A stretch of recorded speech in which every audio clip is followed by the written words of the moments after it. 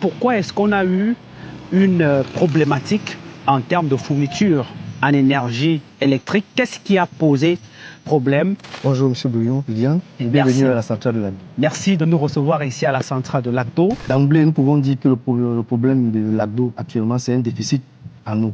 Et je voudrais préciser que pour une centrale hydroélectrique, notre carburant, c'est de l'eau. Et lorsque l'eau vient à être suffisante, effectivement, ça impacte la production de la centrale et c'est la situation que nous vivons en ce moment. À l'immédiat, nous allons aller vers une autre digue, cette fois-ci pour pouvoir apprécier les ouvrages d'irrigation. Alors, nous sommes ici pour le deuxième site, sur le deuxième site de notre tournage, toujours dans le cadre de vous faire comprendre comment un barrage fonctionne, comment particulièrement le barrage de l'Agdo fonctionne. L'Agdo, c'est une puissance installée de 72 MW. Et apparemment, est-ce que justement dans le réseau interconnecté Nord, on n'a que le barrage de l'Agdo? Non, parce que lorsqu'on n'a pas d'eau, c'est difficile.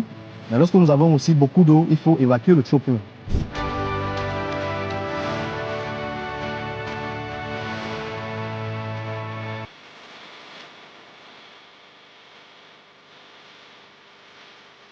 Nous sommes donc ici à la dernière étape de notre visite ici au barrage hydroélectrique de l'Agdo. Nous sommes ici à la centrale hydro de l'Agdo. C'est ici que la magie s'opère. Donc déjà, nous sommes rendus à la salle de machines et devant nous, nous pouvons apercevoir les 4 turbines de l'Agdo.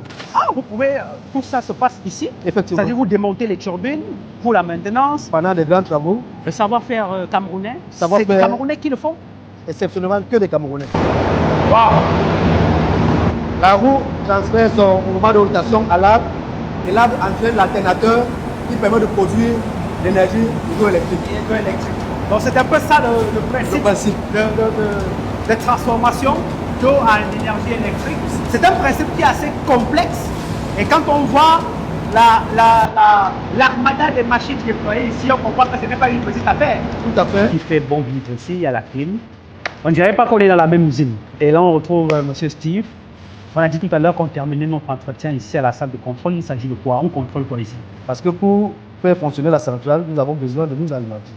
Donc nous nous auto-alimentons à partir de ce que les villes produisent.